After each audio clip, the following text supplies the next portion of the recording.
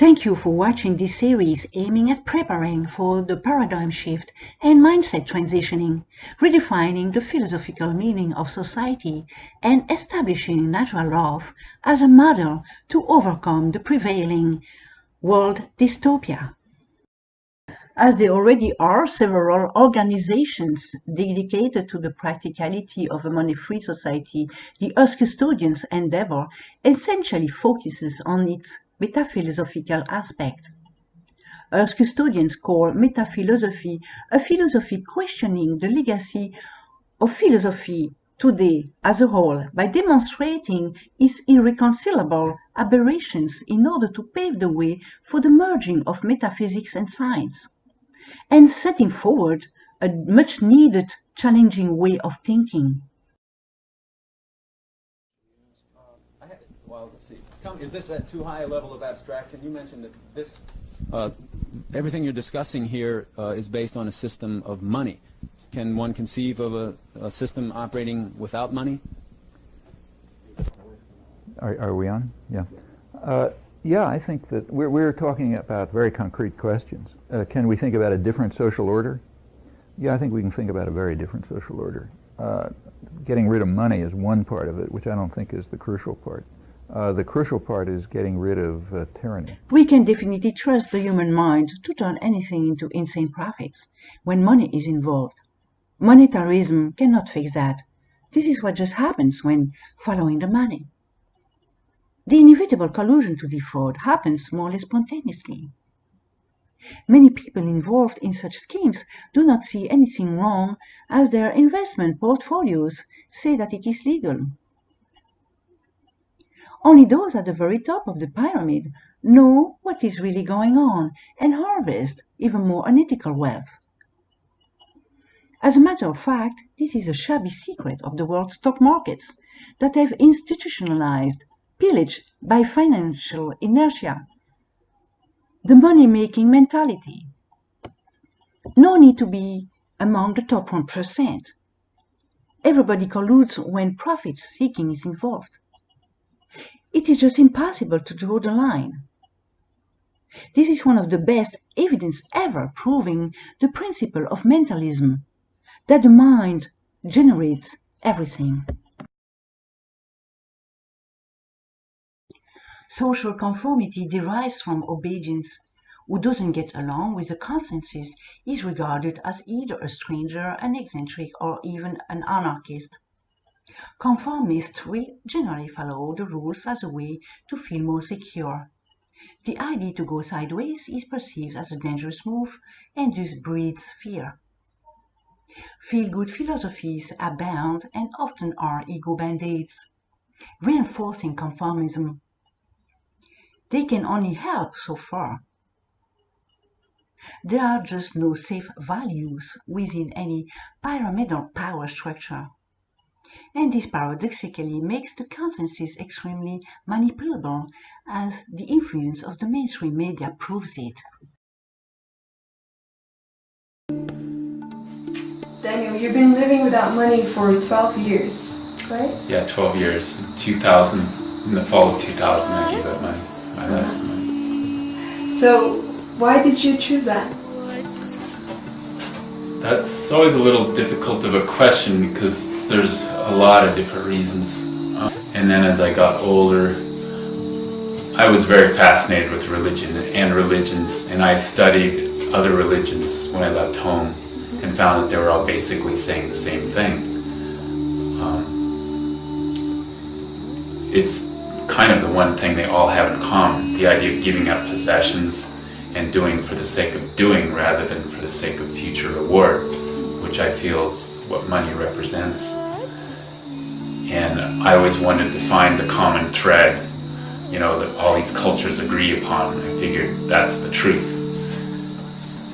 And looking back at nature again, I realized this when I was traveling in Alaska. I was backpacking and experimenting with living off the land, that basically the natural economy, the gift economy, is a pay-it-forward economy.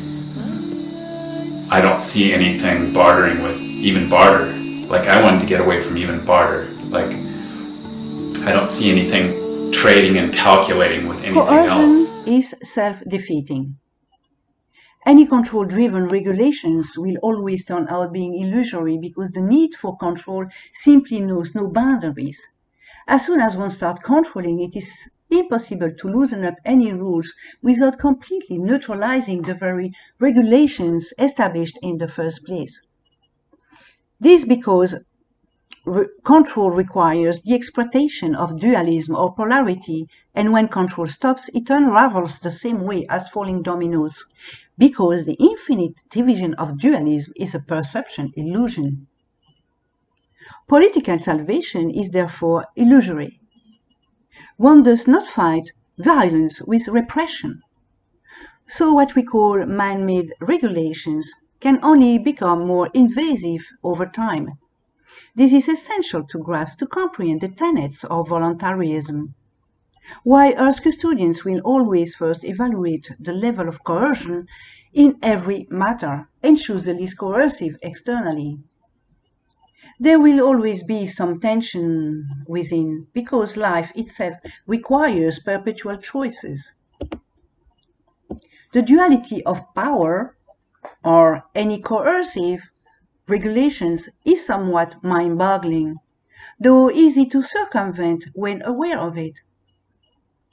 Mind-boggling in the same time because regulations are addictive, as much as for those designing them than those following them. Unless one seeks to engineer a systemic breakdown, coercion never achieves its target.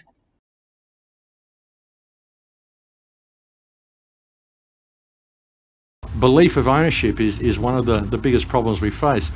Way back in the when, there was a covenant made between Yahweh and Abraham, where Abraham was promised the land of Israel. And at that moment, ownership was put in the mind of someone. But what happened when Abraham was promised the land of Israel is he was promised to have this little piece, and he was dispossessed of the entire earth, which is his heritage, because that is the heritage of everybody.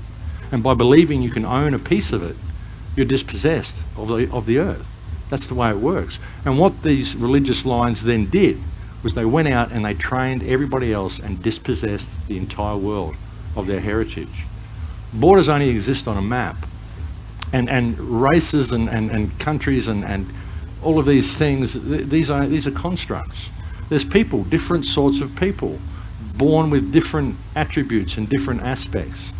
But ultimately we're all in this together. Countries are a fiction. We made it up. And it's this belief of ownership has kept us warring with each other and clawing for a piece of the earth that's going to be there after we die and belong to somebody else. And we've been doing this for thousands of years by the belief that we can actually own stuff. But we can't. It's a world of abundance, and this. There is always an escape from any role because in every role is embedded a solution to free oneself from it. Same with lies. Lies systematically cause loopholes. This happens because truth stands by itself and is by definition indestructible. Easy to go around once it is understood that it is a mind issue, and which will rather teach to abandon the idea of controlling others.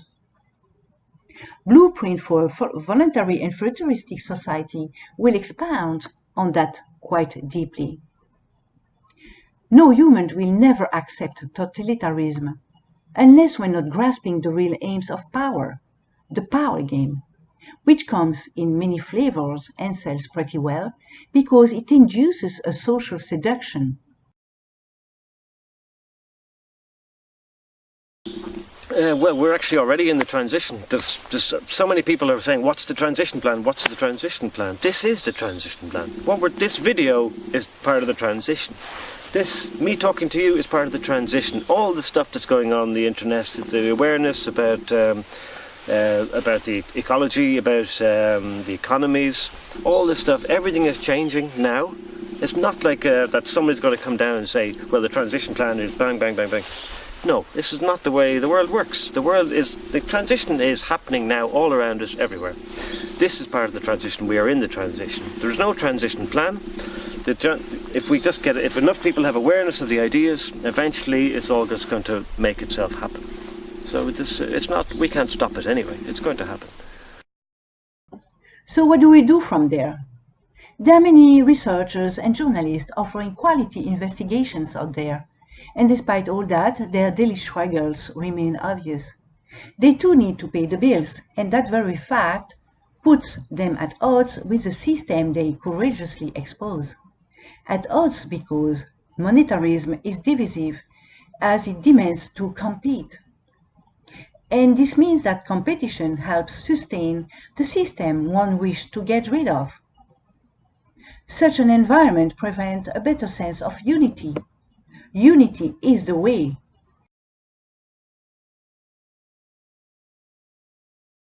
Compiling ideas essentially that make us in tandem with nature. If we want to approach all the problems in the world, we have to think about it technically, not think about it through political parties, not think about it through the acquisition of money or the movement of money.